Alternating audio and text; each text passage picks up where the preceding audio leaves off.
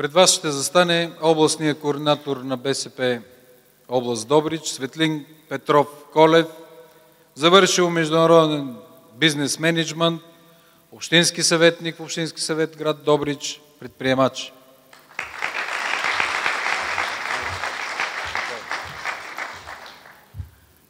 Уважаеми приятели, честит 1 март! Поисках промяната, защото не искам да бъда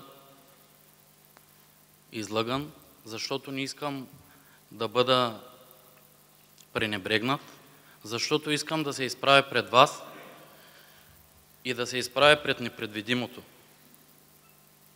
Всички ме познавате и ако днес аз си кажа не ми пука, утре ще го кажат децата ми. Днес е нашият старт. И всички вие знаете, че старта определя победата. Бъдете силни, здрави и победоносни. Успех и победа! Благодаря.